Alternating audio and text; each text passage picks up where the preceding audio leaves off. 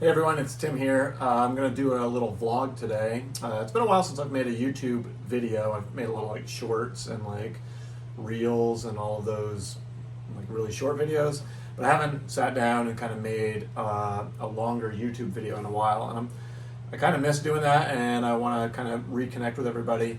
So I'm going to do some vlogs, just kind of going over some of the stuff I'm working on. Hope you enjoy it. But today I'm just going to kind of talk about this commission I'm working on. I've been doing a lot of timeline trees lately, so like timeline landscapes where the painting itself is kind of, it signifies different moments in time kind of all put together. And a lot of people sometimes wonder, oh, it's that about seasons or, like fall, winter, summer, spring.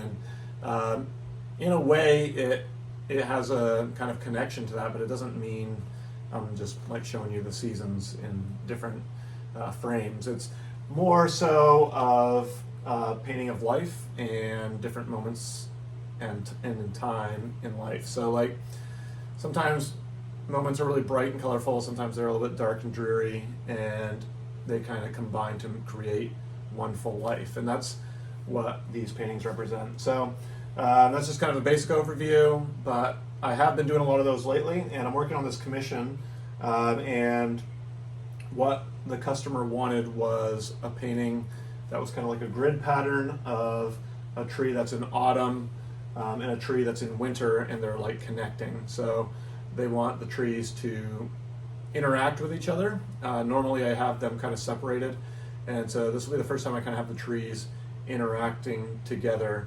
And so I've got the whole grid pattern set up here.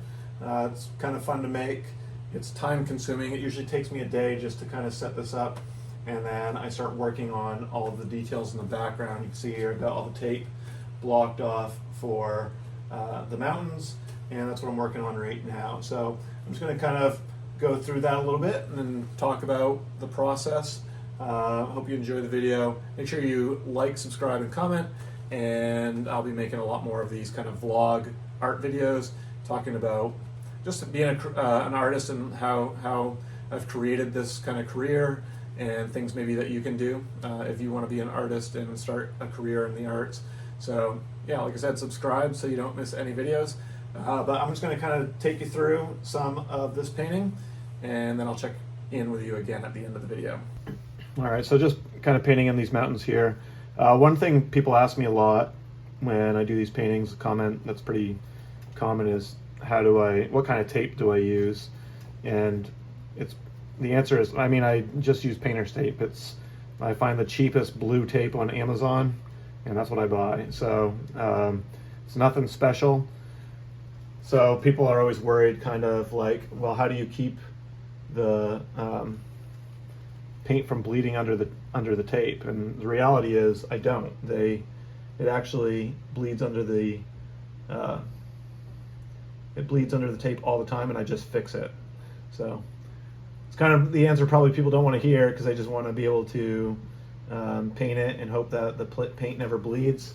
But the reality is it will, and it does. And I don't do anything special. I just fix all the spots that bleed later on in the painting. So it is time consuming, but sometimes you get lucky and you pull the tape off and it doesn't bleed at all. One of the ways you can kind of do that is painting against the tape rather than into the tape. So starting a brush stroke on the tape and painting it out this way. And instead of painting into the tape this way, I'll go back onto the tape here and then paint that way. And you're always painting away from the tape and never into the crease or the part that's stuck to the canvas. And that will prevent the paint from getting pushed under the tape. But sometimes I'm like, that's too time consuming. I don't want to think about it. And I just paint it and then fix it later. So probably not the answer a lot of people want to hear. Another little trick that I do is, after I've painted on tape, it leaves these little marks on it. So it's hard to know where the lines line up. So what I do is I take this tape that has a mark on it and I line it up to the end of wherever the mountain is. So that's where I know where to paint to. So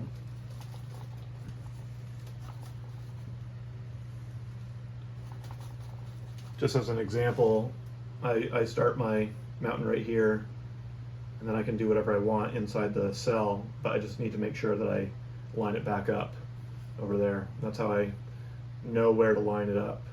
Otherwise, you have to kind of peel the tape back, look at where everything is, and then reconnect it, and that's too much work for me.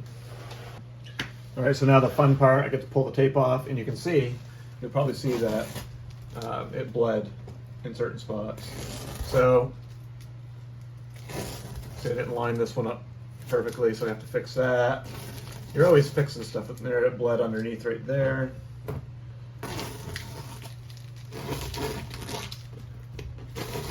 You're always constantly fixing stuff. It bled under right there. But that's okay. The idea is to kind of get the general painting done, and then because a lot of stuff covers up stuff later on in the painting. And then what you do is at the very end, you're like, okay, what do I need to fix? Rather than worrying about it right now in the painting. Why fix it now if it gets covered up later anyway? So there's gonna be trees here and stuff like that. So you can kind of get consumed with trying to fix everything, when in reality, there's only gonna be a few squares that I have to fix at the end.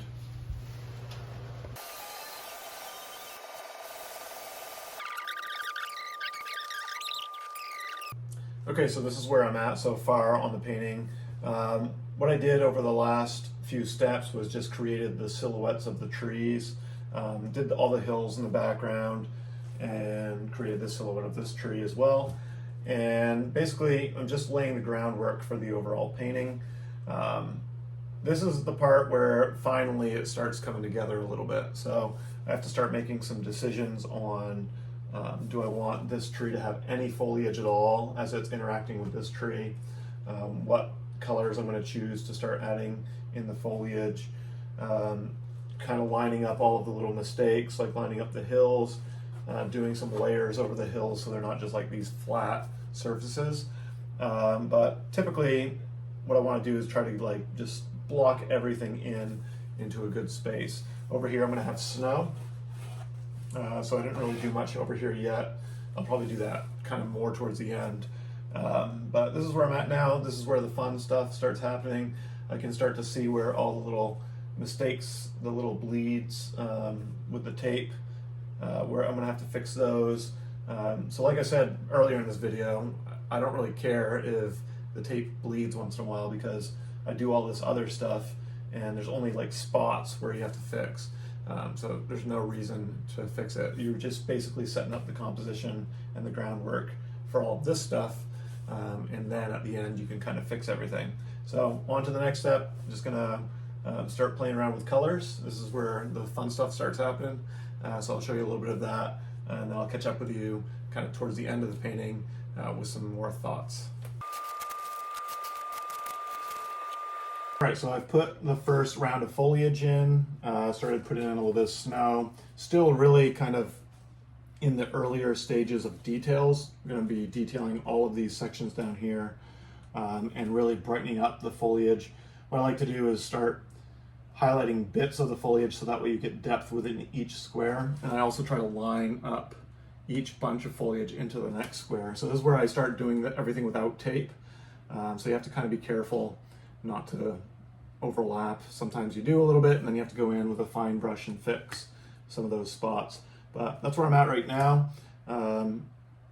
Pretty happy with how these trees are starting to interact. I'm going to have some tree branches kind of coming in and interacting with the foliage a little bit more here.